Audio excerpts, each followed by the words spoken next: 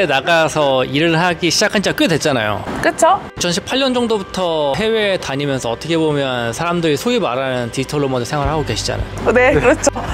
어느 날 보니까 갑자기 디지털 노마드로서 사는 삶에 대해서 장단점 같은 게 있으면 어떤 게 있는지 얘기 좀 해주세요. 일하는 동안에는 노트북만 보고 있는데 딱 접고 나면은 전혀 다른 세상이 펼쳐지는 게 진짜 그게 장점이에요. 스페인 바닷가 쪽에 살 때는 일하는 동안에는 계속 노트북만 보면서 일을 하고 나서 노트북을 접고 나면 창 밖은 바닷가예요. 한국에서 볼 수 없었던 그런 풍경들이 계속 바뀌니까 그게 되게 장점이었어요. 장점, 출퇴근이 없다. 단점, 출퇴근이 없다. 네.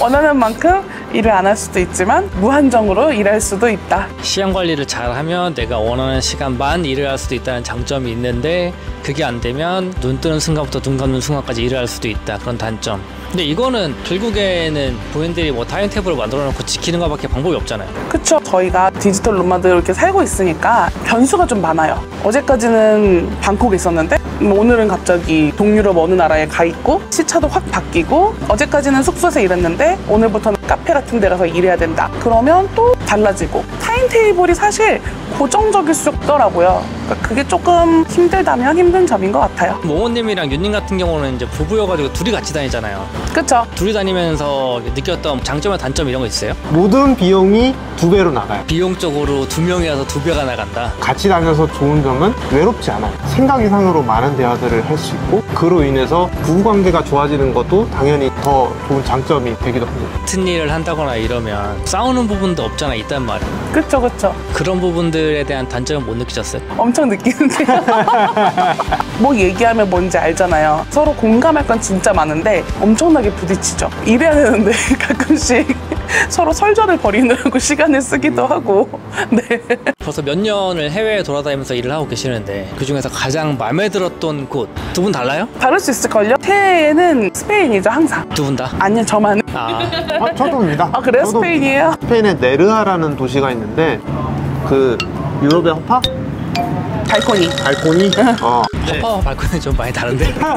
의미가 뭐지? 오빠와 발코니는 어떤 의미를 어디서 허파를 봤는데? 거기가 유럽의 대표적인 휴양지 중에 하나라고 해요. 네르하라는 곳이 우리가 가장 좋아하는 도시가 되겠다라고 생각을 했었죠. 저도. 정말 저희가 가장 좋아하는 곳이 그 네르하라는 곳이에요. 맨 처음에 여행만으로 갔을 때부터 물이나 바다, 수영 이런 거 별로 안 좋아하는데 둘이서 지갑, 소지품 이런 거 다 내려놓고서 그대로 바다에 뛰어들었어요. 너무 예쁘고 너무 좋다 여기는. 사실 맨 처음에 갔을 때는 인터넷이 너무 느린 거예요. 점점 속도가 빨라져가지고 가장 마지막 갔을 때는 이 정도면은 여기서도 꽤 오래 지낼만 하겠다. 근데 다른 도시에 비해서는 물가는 조금 있는 편이라 항상 저희는 그래서 그 말라가 쪽, 남부 쪽 가서 한 달 정도 지내고 마무리로 네르하 가서 며칠 지내고 요거를 가장 좋아합니다. 궁금하네. 한번 가고 싶긴 하네요. 추천해드립니다. 일하기 좋은 곳은 제가 생각하기에는 두 군데를 꼽을 수 있을 것 같아요. 세르비아의 베오그라드라는 동유럽인데 물가 싼 것도 그렇지만은 인터넷 속도가 생각보다 되게 빨랐어요. 구매 대행 일을 하는 데 있어서 충분히 할만하다. 인터넷 쪽 편의점 같은 데 가서 그냥 유심 사서 꽂으면 바로 쓸 수 있다 보니까 그것도 되게 좋았고, 몬테네그로 거기에 포드고리차라는 도시가 있어요. 인터넷이 되게 빨랐는데 거기는 여행 비자로 여행자 신분으로 살 수 있는 유심을 사면 한 달에 사용할 수 있는 데이터가 1500GB를 제공을 하거든요. 맞아. 속도 제한이 없이 심지어 그 유심이 되게 싸요. 일하기 좋은 곳은 그 두 군데라고 생각을 했습니다. 일하기 좋은 곳은 그 두 곳이고 살기 좋은 곳은 아까 말했던 네르하. 여행하기 사실 좋은 곳이고요. 일하기 좋은 건 확실히 부다페스트가 좋죠.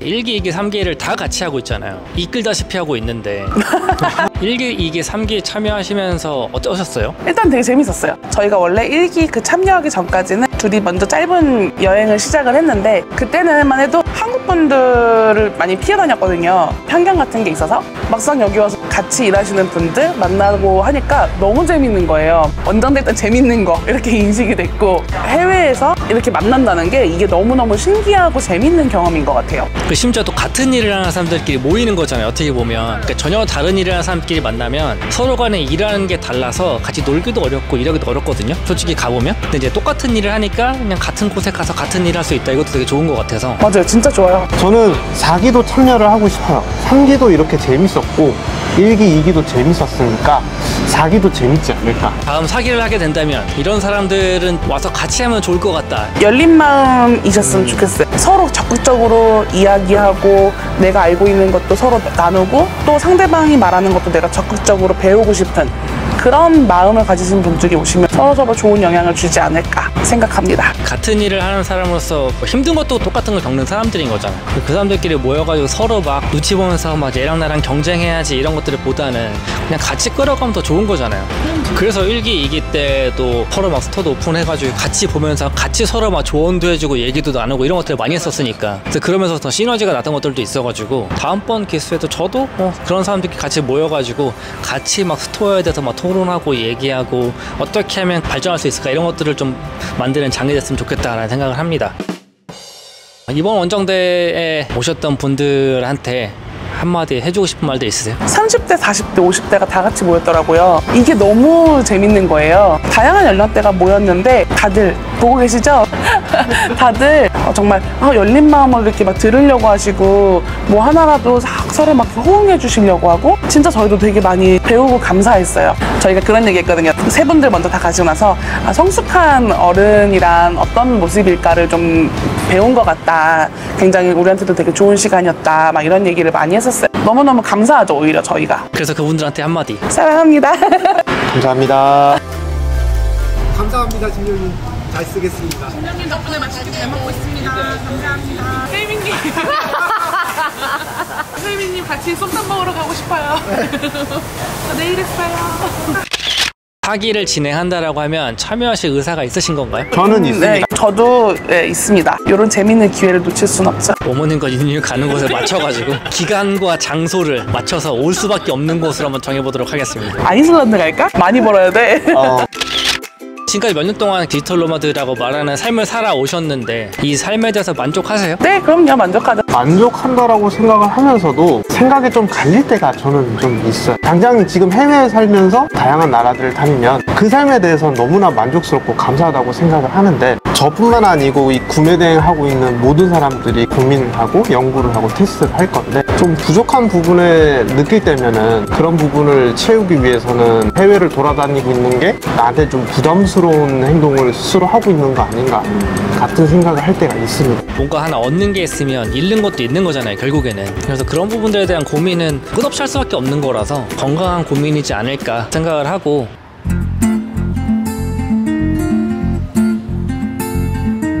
마지막으로 디지털 노마드라는 말이 뭐 한국에는 좀 너무 와전돼가지고 놀러 다니는 사람 이런 사람처럼 느껴지기도 하는데 해외 구매 대행을 통해서 해외에 나가가지고 일을 하고 싶어 하시는 분들이 많잖아요. 지금 저희 카페에도 많고 그분들을 위해서 당부의 말 한마디. 제가 당부드리고 싶은 말씀은 막 시작하시는 분들한테는 출퇴근을 따지시면 안 됩니다라고 이야기를 드릴 수도 있겠지만 일을 얼마나 하고 있는지는 타이머라도 켜서 그 시간을 체크를 하셨으면 좋겠어요. 너무 일을 많이 하시는 거는 처음에는 필요한 부분이지만 워라밸이라고 하죠. 워라밸을 만들 수가 없어요. 제가 항상 구매 대행의 장단점 얘기할 때 장점은 시간을 내 맘대로 쓸 수 있다.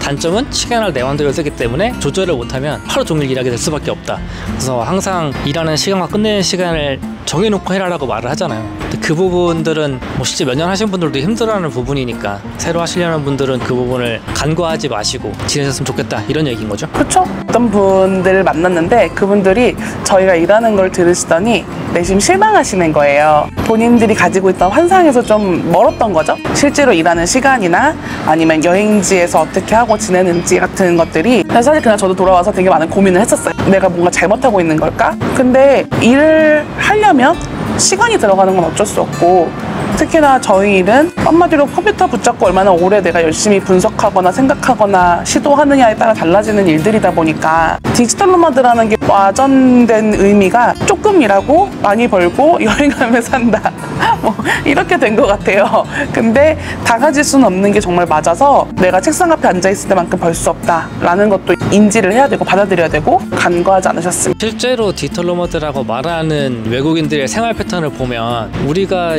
아침에 출근하듯이 나가가지고 일하는 시간에도 그 친구는 와서 일하고 있고 맞아요. 우리가 퇴근하는 시간에도 그 친구도 계속 일하고 있잖아요. 이 삶을 지속하는 게 어떻게 보면 장소만 바뀌어가지고 일을 하는 거지 2시간 일하고 1,000만 원 벌어요 이거를 하는 건 아닌 거잖아요. 그럼요.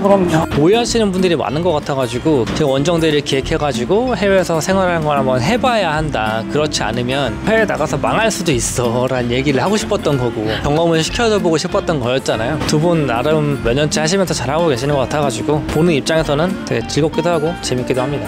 감사합니다. 감사합니다.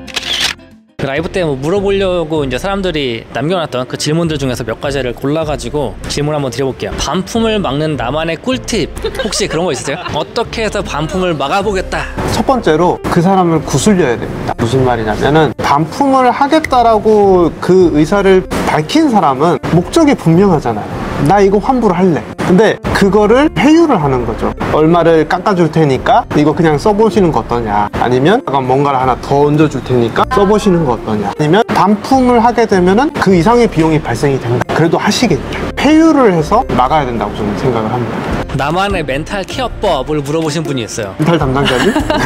저희 집에서 멘탈을 담당하고 있고요, 제가. 저는 이제 고객센터에서 좀 오래 일을 했었거든요. 사람들이 막 뭐라고 말해도 그냥 그렇구나 약간 이렇게 생각하는 편이라서 오히려 멘탈이라는 게 고객에 의해서 흔들린 적은 사실 거의 없는 것 같아요. 그런 거는 있죠. 내가 지금 정말 이걸 잘하고 있는 건가? 다른 사람들 다 잘하는데 나만 너무 못하는 거 아닌가? 그럴 때는 정신적인 레드불이랄까? 유튜브를 살짝 봅니다. 괜찮아, 뭐 할 수 있어. 지금 하면 돼. 뭐 이런 거 있잖아요. 약간. 동기부여요. 네, 동기부여. 예전에 올려주신 거 있잖아요. 그거 자주 보거든요. 실패란 없다. 어려운 건 자고 일어나서 다시 하면 된다. 정 힘들면 다시 하면 되지. 일어나서. 그리고 이제 빨리 잡니다. 두 분만의 짐 꾸리는 요령이 있나요? 해외를 다닐 때? 요즘은 솔직히 현지에서 거의 다 구매할 수 있거든요. 장비 말고는 크게 욕심을 두지 않는 편이에요. 처음에 뭣도 모르고 빨랫줄도 들고 다니고 그랬는데 다녀보니까 다 있더라고요. 내가 어디에 가는지 무엇을 하러 가는지 이걸 정확히 알고 있어야 되는 것 같아요. 대체로 너무 춥거나 이런 나라를 잘 안 가니까 겨울옷을 거의 안 챙기고요. 목적은 항상 일과 약간의 여행이니까 장비, 수영복, 노트북 백팩 요거 하나씩이랑 20인치 캐리어 하나. 강제 미니멀 라이프가 되더라고요.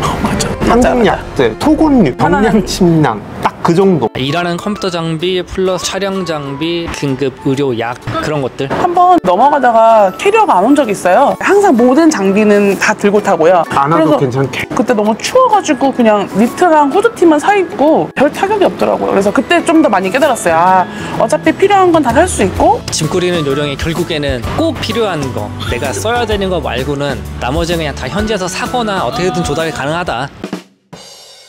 상품 등록이나 스토어 운영 시에 가장 중요한 것은 땡땡이다. 혼자 하시는 분들은 멘탈 케어 하기가 정말 힘들거든요. 멘탈이 진짜 제일 중요하다고 저는 생각을 합니다. 끈기랑 집요함이 결국은 집요함으로 이어지기는 하는데 구매 대행하는 것 자체가 계속 집요하게 질문을 던지고 파고들고 그 답을 찾으려고 노력하고 상품도 잘 올리려면 분석을 집요하게 해야 될 수도 있고 집요함이다 라고 저는 생각합니다.